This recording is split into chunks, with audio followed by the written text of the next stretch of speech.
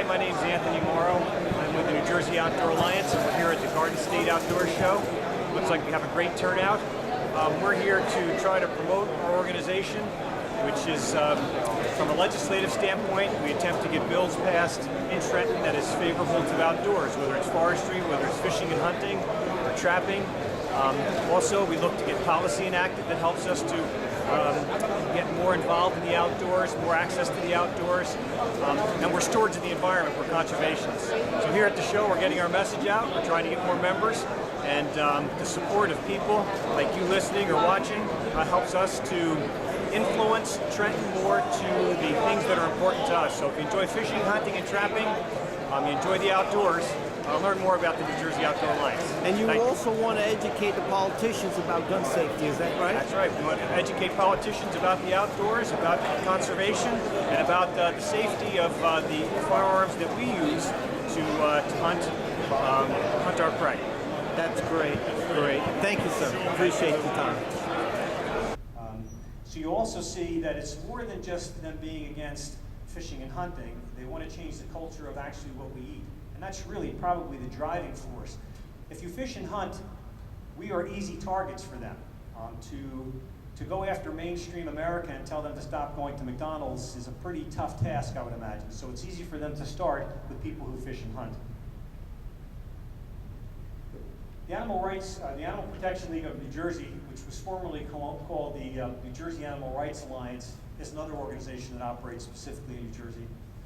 This is taken from their mission statement, which is to gain for all animals their right to freedom from abuse and exploitation, and to live out their lives naturally. No animal is excluded. We work for all animals, including but not limited to animals in laboratories, animals used for entertainment, farmed animals, companion animals, or pets, and wildlife. In terms of the people in this room that they fish or hunt, they actually are going after the Fish and Game Council. As a matter of fact, they tried to make a move to change the Fish and Game Council, who determines what you can fish and hunt. And we have an expert that'll take some questions from you if you'd like after the presentation here. Here's their declaration.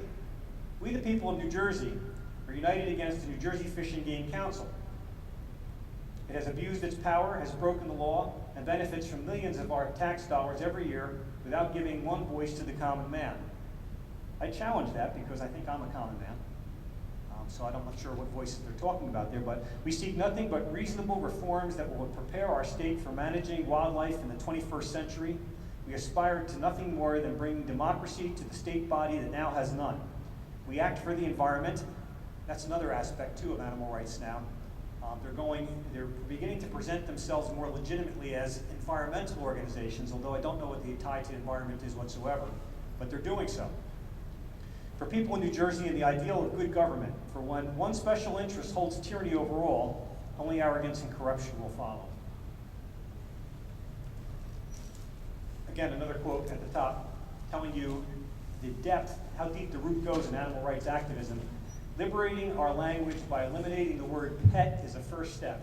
In an ideal society where all exploitation and oppression has been eliminated, it will be the New Jersey Animal Rights Alliance policy to oppose the keeping of animals as pets. So they're not just after people who fish and hunt. That's their target. That's where they get their bumper sticker action. And when they do protests, they bring attention to that aspect, but really they're going as far as trying to eliminate people owning pets.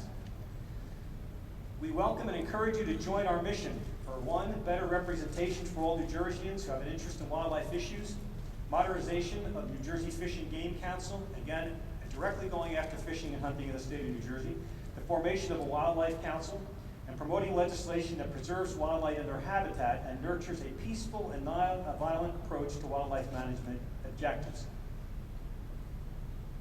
The only thing I'd like to point out very simply is, I think in terms of conservation, how everything survives on our planet is anything but nonviolent, because everything is pretty much based on a predator and prey relationship. Something is feeding off of something else. And even plant life, although plant life may not be a predator, it still has to survive off of organic matter, something that actually decomposes and breaks down. So I don't know what this nonviolent approach is, or how it's specific to people, but not to wildlife. Some propaganda that the Animal Protection League of New Jersey is now coming out with They're saying the simple fact is that hunting actually increases populations, deer populations. And so again, we have Dr. Walgast here at the end. If anybody has any questions as to how that might work, or he might explain how it does not work, I'll be happy to ask the question. They give themselves some fancy names.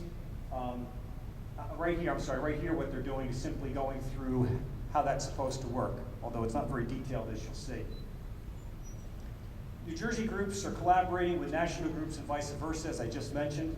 The Humane Society collaborates with PETA, with the company, with the organization Fawn, with the Animal Protection League of New Jersey, with New Jersey Sierra, and others to get their strength in the state. One important thing to understand is that when you look at animal rights activists in New Jersey, you're talking about a very small population. It just so happens they're a very vocal population, and they have access to the press. The press will almost print anything that they have to say. When we try to get our side presented, we have a difficult time. It's not as readily accepted. As a matter of fact, with the bear hunt going back just even a few months ago, they had access to just about every major network in the New York metropolitan area and down in Pennsylvania.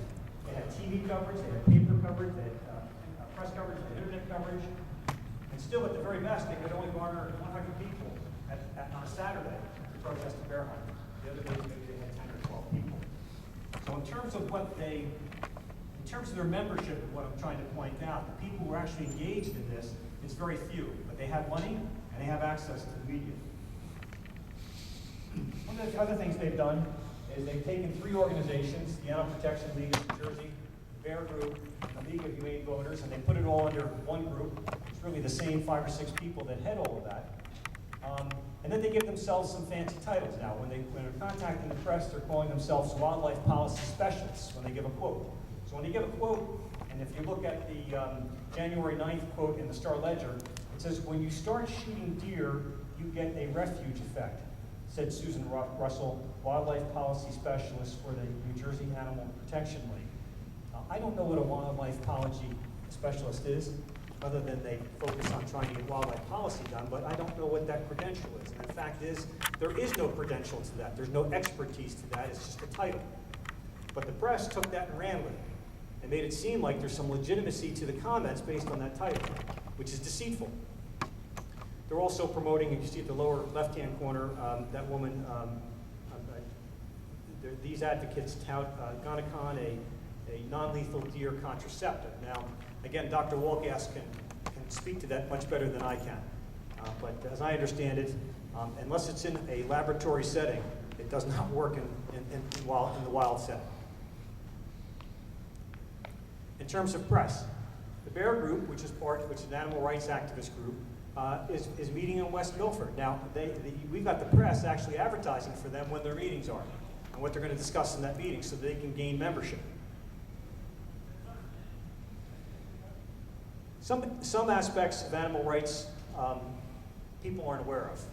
It's been kept somewhat silent, but even in New Jersey, the Animal Protection League of New Jersey was actually involved not in the acts of vandalism and the destruction of a research center in New Jersey, and the intimidation of that organization's, that company's employees, to the point where they harassed the employees at that company to the point where when this woman was coming home, her son, she found crouched in a garage with a knife.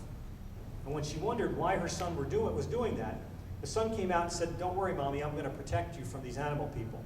So the intimidation that they use to get their point across is pretty severe. In fact, they also, when this group called SHAC, this is the group that committed some of the crimes against this lab, there were 7 members, SHAC 7 I think it was, or 6 members, and then 1 was an organization, but actually were found guilty and put in jail. This animal rights activist actually went and visited the people in jail and set up a fund to get them freed. Another gem, Rodney Adam Coronado. Mr. Coronado is a eco-terrorist, according to the FBI. He was involved in sabotage. He was arrested. He was involved in arson. He was convicted and sentenced to 57 months in prison for firebombing. This gentleman was invited as guest speaker to the Animal Protection League of New Jersey's anniversary celebration. I think that speaks volumes right there. So, in summarizing, the animal rights movement is working on a national level, on a state level. They're in our schools. They're looking to influence government, and they're interested in influencing the culture of our state. They have money, they have commitment, they work 24/7, and they collaborate with one another very well. They're dedicated to taking away your freedom to fish, hunt, trap, and are actively campaigning to control the types of food that you eat.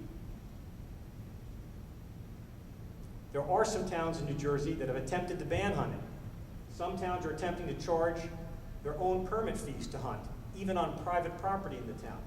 A number of towns are attempting to limit beach access to recreational anglers. So, what can you do about it? One of the things you can do about it, probably the most easiest thing, is join the New Jersey Outdoor Alliance. And we actually, today, we are all volunteer, so every dollar that is given to us in terms of membership goes right back to helping to secure your freedoms to fish, hunt, and trap in the state of New Jersey. And we have right now we just have an opportunity for you all to sign up at $10, that's it. Our normal membership fee is $25, but we're bringing it down to 10. What have we done for you so far? We've been around for 4 years. We helped to defeat 2 animal rights legislators in central New Jersey back in 2007. We got Sunday bow hunting passed, and that bill was to help us to get better access to deer so we could start to bring down and cull the deer population. We initiated Trenton's first legislative caucus for fishing, hunting, and conservation, and Mr. Tom Connors is going to talk to you about that in a few moments. We hired a full-time lobbyist to represent New Jersey sportsmen and women. We were instrumental in ensuring New Jersey's bear hunt. We got a 150-foot bow perimeter bill passed, again, to help the cull deer population. We defeated animal rights initiatives to ban or limit hunting in Wall Township and on the Shrewsbury and Navesink rivers. We helped to get forest stewardship bills passed, and the reason forest stewardship is important to all of us because if you enjoy game in a healthy environment, it all starts with the forest. Good, healthy forests give you healthy habitat give you healthy dependencies. We established a sportsman action alert system. If you get any emails from us and finding out what legislation we're working on or some other key issues, that's part of our action alert system. We've helped to save the Fish and Game Council from being taken over by animal rights activists, especially going back to 2007. And by the way, every year, I haven't checked this year, but every year since 2007, there is still a bill out there being sponsored that would change the composition of that Fish and Game Council. We're working to get fixed gear off the artificial reefs, and we're still working to get hooked on fishing, not on drugs, into our classrooms.